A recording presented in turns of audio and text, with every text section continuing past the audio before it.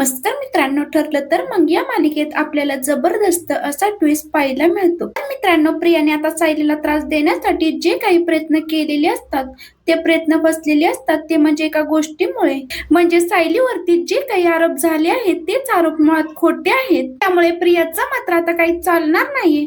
आता मात्र एका दिवसात सायलीने त्या मुलींना घेऊन येऊन इकडे प्रियाला मात्र चांगलाच धडा शिकवला आहे. आता मात्र प्रियाकडे रडण्या पलीकडे दुसरा कुठलाच पर्याय उरलेला नाहीये. मित्रांनो, हे सगळं काही कसं घडलं आज आपण या व्हिडिओ मध्ये जाणून घेणार आहोत. त्यामुळे व्हिडिओ अजिबात स्किप न करता शेवटपर्यंत नक्की पहा आणि चॅनलवरती नवीन असाल तर चॅनलला नक्की सबस्क्राईब करा. चला तर मग व्हिडिओला सुरुवात करूया. तर मित्रांनो, इकडे प्रियाने आता काही त्यांना सांगितलं आहे की हे बघा, फक्त टाळ्या वाजून काही चालणार नाहीये. तिला मात्र आपण इरिटेट करायचं आहे. तू कुणी आहेस? तू लहान मुलांची तस्करी केली आहेस आणि म्हणूनच तुला इकडे आणलं गेलंय. आता काही झालं तरी आम्ही तुला सुद्धा इथे त्रास देणार असं तिला सतत म्हणायचं. त्यावरती बायका म्हणू लागतात की प्रिया, तू अजिबात काळजी करू नकोस, आम्ही सगळं काही बोलू. पण प्रिया, एक गोष्ट विचारू का? म्हणजे तू आता जे काही बोलतेस ना त्याच्यावर मात्र आमचा अजिबात विश्वास बसत नाहीये. खरंच त्या मुलीने तस्करी केलीये का? तर प्रिया म्हणू लागते की हे बघा, त्याच्याशी तुमचा मात्र काळी मात्र संबंध नाहीये. मी जे काही सांगते ना ते करा. त्यातली एक बाई म्हणू लागते की म्हणजे का मी असं करू? म्हणजे ती मुलगी खरंच दोषी आहे की नाही हे मात्र आम्हाला माहिती असायला पाहिजे ना. त्यावरती प्रिया म्हणू लागते की अच्छा, म्हणजे तुम्हाला ती सायली चावली की काय? सायलीचा शहाणपणा, सायलीच्या अंगामधली मस्ती तुमच्याकडे आली की काय? मी तुम्हाला ओरडून ओरडून कसा फाडून सांगते ना, ती मुलगी चुकीची आहे. तिने हे सगळं काही केलं आहे. जर का तुम्हाला माझ्या बोलण्यावरती विश्वास ठेवायचा असेल तर ठेवा. मी तुम्हाला जे काही सांगते ते करायचं असेल तर करा, नाहीतर गाठ माझ्याशी आहे. असं म्हणत प्रियाने मात्र त्या बायकांना आपल्या बाजूने वळवलंय. प्रिया त्या बायकांना सांगू लागते की ती आता जर आपण इकडे नीट राहिली नाही पाहिजे. तिला जितका त्रास देता येईल ना तितका त्रास द्यायचा. असं म्हटल्यानंतर बायका मात्र नाईलाजाने या सगळ्याला तयार झालेल्या आहेत. प्रिया मात्र खूपच आनंदात असते. ती आनंदाच्या भरात नागराजला कॉल करते आणि नागराजला म्हणू लागते की पार्टी तर तुम्ही खूप केलेली आहे, पण ही पार्टी अशा प्रकारे रंगली आहे ना, आता सायलीचा खेळ खतम होण्यापासून कुणीच अडवू शकत नाही. त्यावरती नागराज म्हणू लागतो की मैपतचेत आम्हाला सुद्धा या जेलच्या बाहेर काढा, म्हणजे काहीतरी खेळाची रंगत वाढली पाहिजे ना.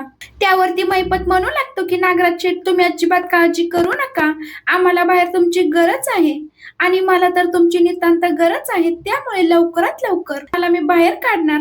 त्यावेळेला प्रिया म्हणू लागते की मला पण बाहेर काढा, पण आता नाही. मला बाहेर काढा ज्या वेळेला सायलीची आणि माझी डिलिव्हरी होईल त्यावेळेला, कारण जेलमध्ये राहून मला खूप मोठा खेळ खेळायचा आहे. आणि आता प्रिया सांगायला लागते की एकदा का सायलीची डिलिव्हरी झाली ना, सायलीच्या बाळाला मात्र आपण ठेवायचं नाहीये. त्याचं काय करायचं, कसं करायचं ते मी तुम्हाला सांगेन.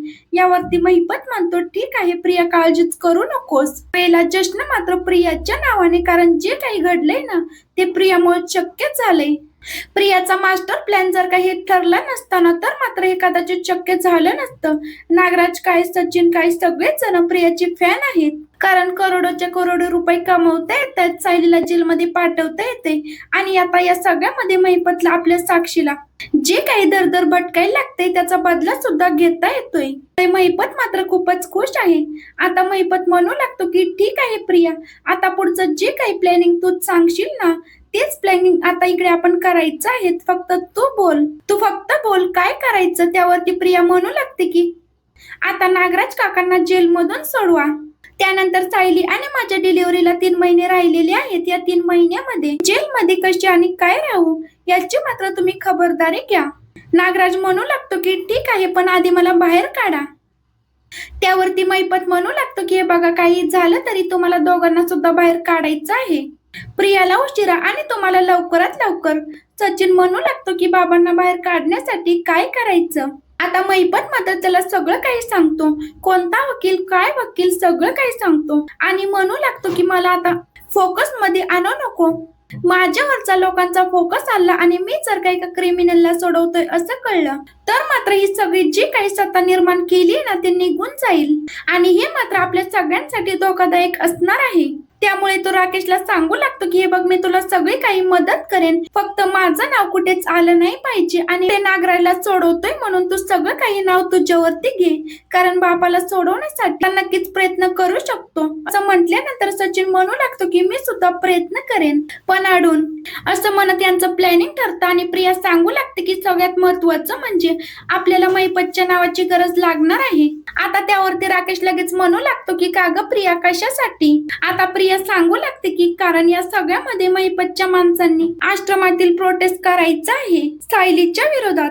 त्यावरती महिपत म्हणू लागतो की प्रिया वा, अगं खरंच तुझं डोकं बाहेर असल्यानंतर एवढं चांगलं कधी चाललं नाही ग, पण तिकडे गेल्यापासून तुझं डोकं मात्र फास्टच चाललंय.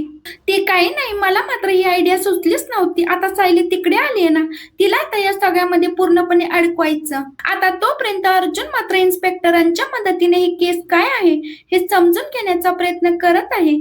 अश्विन अर्जुनला विचारू लागतो की दादा, तुला एक कळतंय का, म्हणजे सायली वहिनीची खबर मीडियाला कोणी दिली? त्या अर्जुन विचारू लागतो की इन्स्पेक्टर साहेब, हे तुमच्या मार्फत बाहेर गेले आहेत का? त्यावेळेला इन्स्पेक्टर म्हणू लागतात की नाही, ज्यावेळेला आम्ही अरेस्ट वॉरंट घेऊन इकडे आलो होतो ना, याची मात्र खबर कुणालाच नव्हती आणि कुठलीही बातमी सोशल मीडियावरती पोहोचवण्याचा तसा आम्हाला अधिकार नाहीये आणि आम्ही आतमध्ये आलतो. ते अश्विन म्हणू लागतो की मग दादा, हे सगळं काही कोणी घडवून आणलं, म्हणजे मीडियापर्यंत ही बातमी कोणी पोहोचवली? मला तर आता काहीच कळायला मार्ग नाहीये. त्याच वेळेला अश्विनच्या डोक्यात विचार आलाय की ही श्वेताच तर आता बाहेरून आलेली आहे आणि श्वेतावर किती आणि कसा विश्वास ठेवायचा हे मात्र अश्विनला कळत नाहीये, पण तो सगळ्यांसमोर काहीच बोलत नाहीये. आता जे काही अश्विनच्या मनात आलंय तेच अर्जुनच्या मनात आलंय आणि तो विचार करू लागतो की श्वेताने ही खबर मीडियाला दिली असेल का?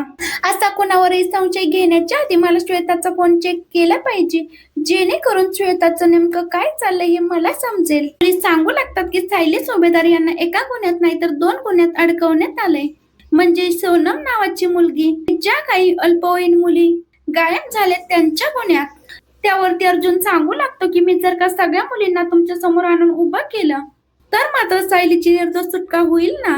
त्यावरती पोलीस म्हणू लागतात की हो, जर का तुम्ही त्या मुलींना समोर आणून उभं केलं ना तर मात्र सायलीची निर्दोष सुटका होईल. अर्जुन मात्र देवयाईचा आशीर्वाद घेतो आणि तिकडून निघतो आणि म्हणू लागतो की आता काही झालं तरी सायलीला मी निर्दोष मुक्त करणार म्हणजे करणार. आता इकडे मात्र सायलीला पांढरे कपडे देण्यात आलेत.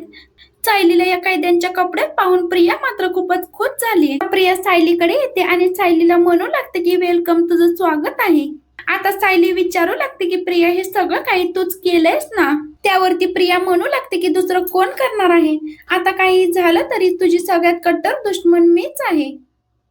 त्यावरती सायली तिला विचारू लागते की पण त्या मुलींचं काय केलंस तू? तर प्रिया सांगू लागते की आता त्या मुलींचं सत्य तुला मात्र आयुष्यभर कळणार नाहीये. आणि त्याच वेळेला मोठा चमत्कार घडतो. अर्जुनने मात्र आपल्या जीवांच्या आकांताने आपल्या जीवावर घेऊन त्या मुलींना सोडवलेलं आहे. आता ज्या वेळेला अर्जुनने त्या मुलींना सोडवून आणले त्यावेळेला प्रियाला मात्र खूप मोठा धक्का बसलाय.